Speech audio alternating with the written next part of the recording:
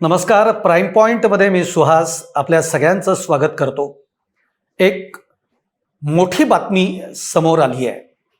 एक मोठं विधान समोर आलेलं आहे. हे विधान केलेलं आहे ते म्हणजे केंद्रीय मंत्री पीयूष गोयल यांनी केलेलं आहे. पीयूष गोयल असं म्हणतायत की प्रफुल्ल पटेलांची राष्ट्रवादी काँग्रेस राष्ट्रीय अध्यक्षपदी नियुक्ती, असं विधान हे पीयूष गोयल यांनी केलंय आणि हे अत्यंत मोठं विधान आहे. मुळामध्ये असं खरंच घडलंय का हे एक आपल्याला तपासावं लागेल. पण या बाबतीतली राष्ट्रवादीकडून कुठलीही अधिकृत घोषणा झालेली नाही. हा त्यातला दुसरा महत्त्वाचा मुद्दा. तिसरा महत्त्वाचा मुद्दा, आता राष्ट्रवादीच्या गटनेतेपदी कालच सुनेत्रा पवार यांची नियुक्ती करण्यात आलेली आहे. त्यानंतर त्यांनी उपमुख्यमंत्री पदाची सूत्रही घेतलेली आहेत. याचे नेमके अर्थ या निमित्ताने काय होतात आणि काय आहेत हे आपण बघणार आहोत. आणि त्यानंतर सुनील तटकरे यांनी आता माध्यमांना जी प्रतिक्रिया दिली, यावरून नेमकं काय राजकारण राष्ट्रवादीमध्ये घडतंय हे बघणं फार महत्त्वाचं आहे. त्यामुळे हा व्हिडिओ अगदी शेवटपर्यंत बघा. तुम्हाला आवडला तर तो लाईक करा, शेअर करा, आमचं चॅनल सबस्क्राईब करायला विसरू नका आणि तुमच्या कमेंट या कमेंट बॉक्समध्ये जरूर टाका. गेल्या अजित पवारांचं अपघाती मृत्यू झाल्यानंतर, निधन झाल्यानंतर राष्ट्रवादीमध्ये प्रचंड वेगाने घडामोडी घडत आहेत.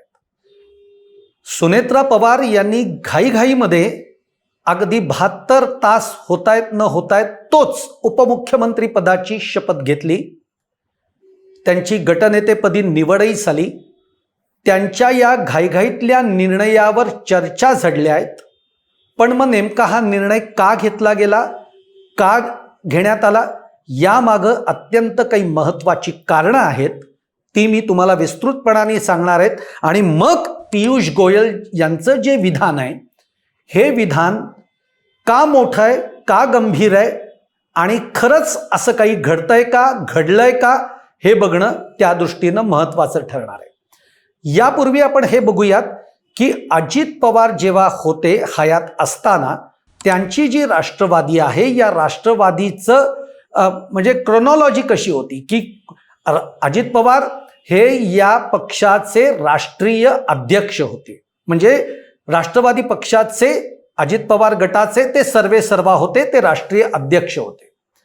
त्याच्यानंतर प्रफुल्ल पटेल जे आहेत ते राष्ट्रीय कार्यकारी अध्यक्ष होते. आणि त्यानंतर राष्ट्रीय सचिव म्हणून सुनील तटकरे यांचं नाव, हे जो पक्ष रजिस्टर केला जातो, या सगळ्यामध्ये अशा पद्धतीने त्याची पदविभागणी आहे.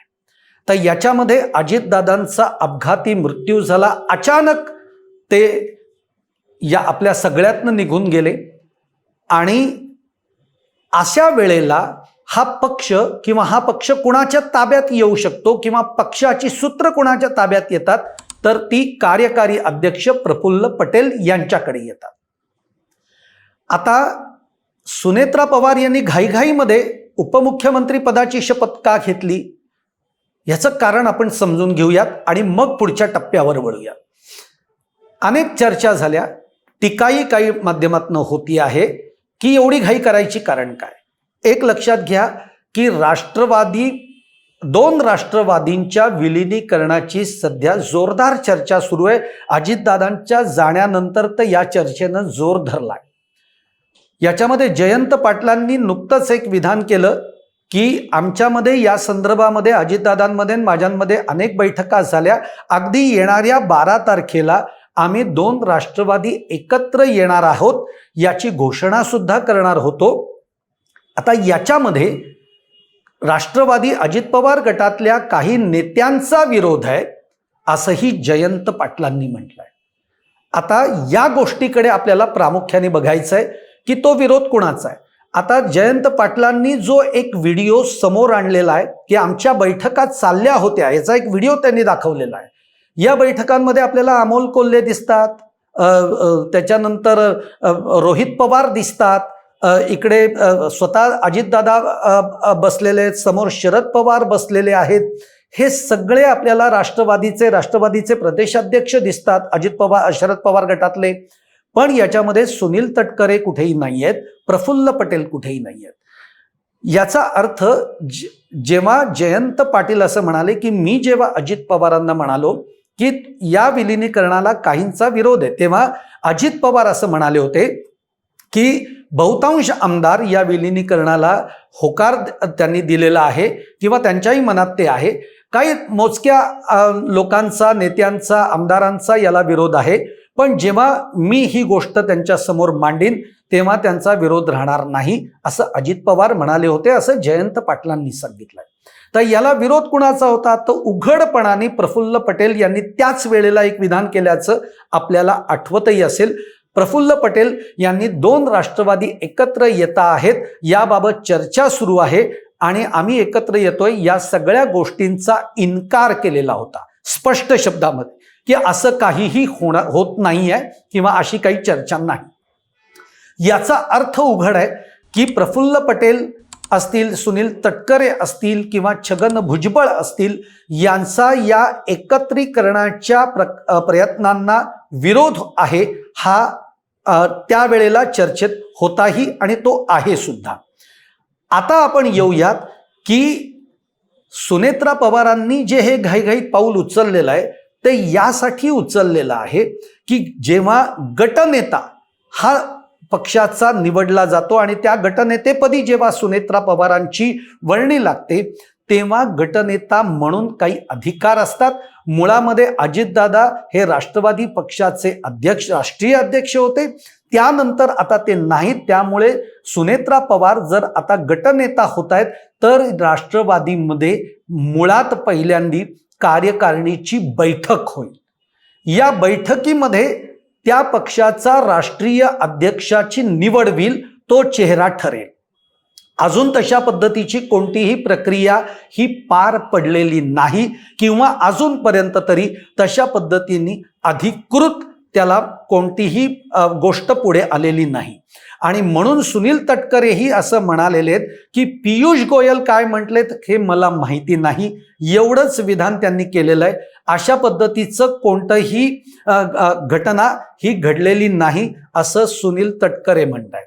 पण आता याकडे बघायला पाहिजे की प्रफुल्ल पटेल हे आता कार्यकारी अध्यक्ष आहेत, त्यामुळे काही लोकांना हाताशी घेऊन ते असं काही आपण अध्यक्ष आहोत असं काही करू शकतात का? तर नाही. पक्षाच्या नियमानुसार गटनेत्याच्या उपस्थितीमध्ये कार्यकारिणीची बैठक ही बोलवावी लागेल. या बैठकीमध्ये त्या चेहऱ्याची निवड व्हावी लागेल. आता म्हणून सुनेत्रा पवारांनी घाईघाईमध्ये उपमुख्यमंत्री पदाची सूत्र घेतली. उपमुख्यमंत्री पद हे असंविधानिक आहे, त्या पदाला तसाही काही अर्थ नाही, ते एक शोभेचं पद आहे, हे सुनेत्रा पवारांनाही माहिती आहे. ते नंतर कधीही घेतलं असतं तरी चाललं असतं, पण गटनेतेपदी निवड करून घेणं या गोष्टीला खूप मोठा अर्थ आहे, म्हणून ती प्रक्रिया पूर्ण करण्यात आली. त्यामुळे घाईघाई झाली का? तर आपल्याला त्या दृष्टीनं या गोष्टींकडे बघावं लागतं. दुसरी गोष्ट, जसं जयंत पाटील म्हणतायत की 2 राष्ट्रवादींच्या एकत्रीकरणाची चर्चा ही अंतिम टप्प्यात आली होती, असं जर असेल तर या 2 राष्ट्रवादींच्या एकत्रीकरणाला ज्यांचा विरोध आहे ते विरोध म्हणजे प्रफुल्ल पटेल, की यांनी ठामपणाने तो विरोध बोलून दाखवलेला आहे. आता प्रश्न असा आहे की अजित पवारांच्या नंतर आता याच्यामध्ये भाजप पडद्या आडून सूत्र हलवतंय का? हा त्यातला, कारण केंद्रीय मंत्री पियुष गोयलांचं विधान आलेलं आहे आणि आता या 2 राष्ट्रवादींचं एकत्रीकरण भाजपला हवंय का किंवा भाजपला नकोय का? या गोष्टींवर सगळं हे पुढचं राजकारण अवलंबून आहे. आता प्रफुल्ल पटेल यांच्या बाबतीमध्ये बोलायचं झालं तर प्रफुल्ल पटेल जर का राष्ट्रवादीचे अध्यक्ष झाले तर या 2 राष्ट्रवादींच्या एकत्रीकरणाला निश्चित खीळ बसू शकते, खंड पडू शकतो, हे तितकंच सत्य आहे. आणि याचाच अर्थ 2 राष्ट्रवादी एकत्र याव्यात हे भाजपच्या मनात नाही असा त्याचा अर्थ निघेल. कारण प्रफुल्ल पटेल हे भाजपच्या अत्यंत जवळचे आहेत हे मानलं जातं किंवा त्या पद्धतीने ते आहेतही. आता आपण येऊयात राज ठाकरेंनी जे काही एक पोस्ट केलेली आहे त्या पोस्टच्यावर. ती पोस्ट त्यांनी काल परवा मध्येच केलेली आहे. एक लक्षात घ्या, ती पोस्ट जेव्हा राज ठाकरेंनी केली तेव्हा अनेकांनी असे प्रश्नही उपस्थित केले की एका दुसऱ्या पक्षाच्या नेत्याला, अध्यक्षाला, दुसऱ्या पक्षामधला अध्यक्ष निवडीवर बोलण्याचा अधिकार आहे का? तर तो नाही आहे. अगदी बरोबर आहे.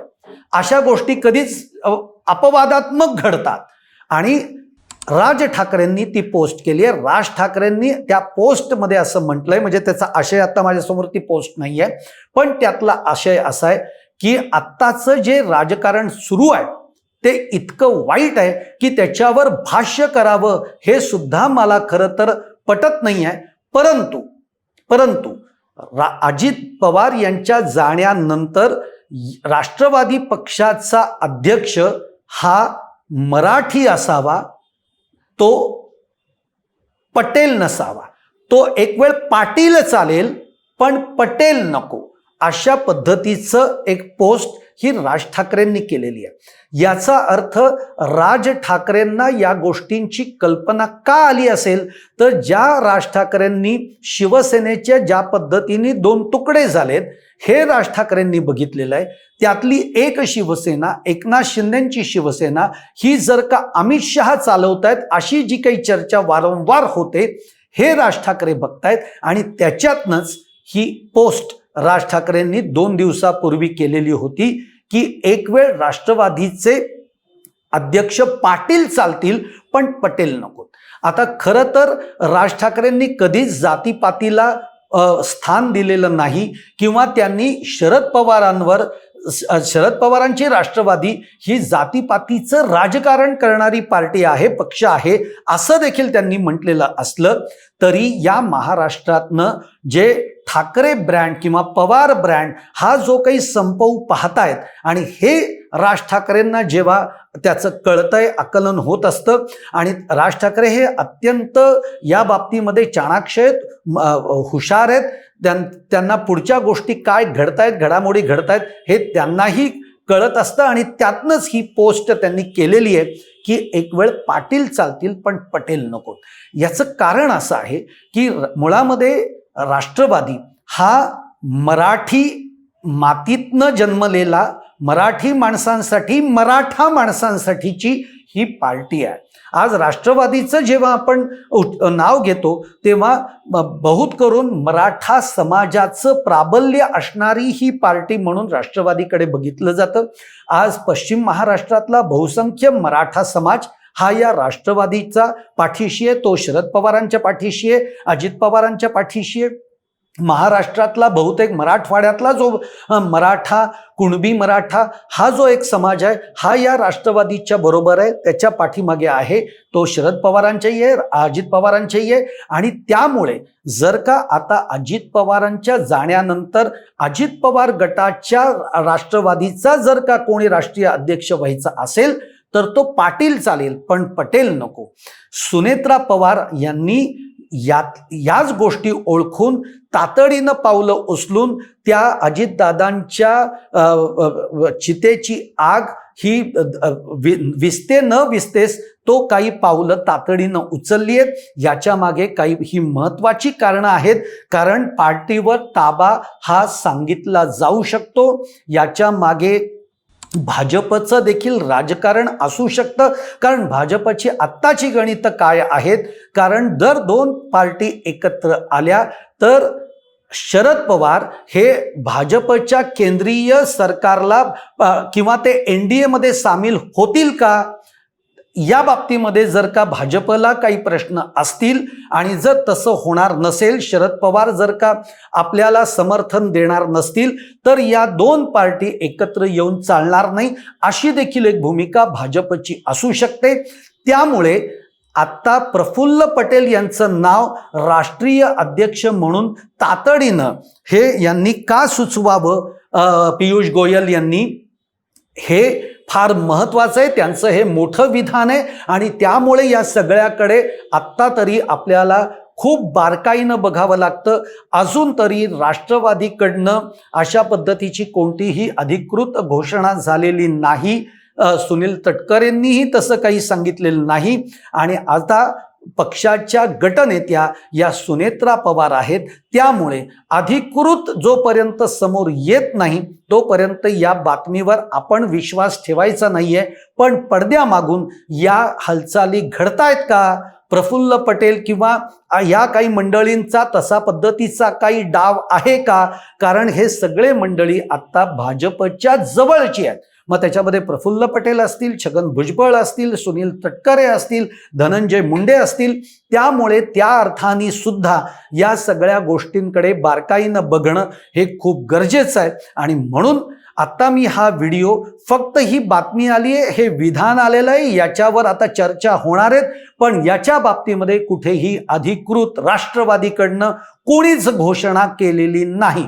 तोपर्यंत यावर बोलणं फार उचित नाही आहे. पण तरी यातले धोके काय आहेत, कोण राज ठाकरे यामध्ये काय पद्धतीने बोललेले आहेत, त्यांच्या बोलण्याचा त्यांचा पोस्टचा अर्थ काय आहे, आणि सुनेत्रा पवार यांची गटनेतेपदी ही निवड तातडीनं का झालेली आहे, या सगळ्या गोष्टी आपण या माध्यमातून जाणून घेण्याचा प्रयत्न केलेला आहे. तुम्हाला माझा हा व्हिडिओ आवडला असेल तर लाईक करा, शेअर करा आणि आमचं चॅनल सबस्क्राईब करायला विसरू नका. आणि तुमच्या कमेंट्सही कमेंट बॉक्समध्ये जरूर टाका. धन्यवाद.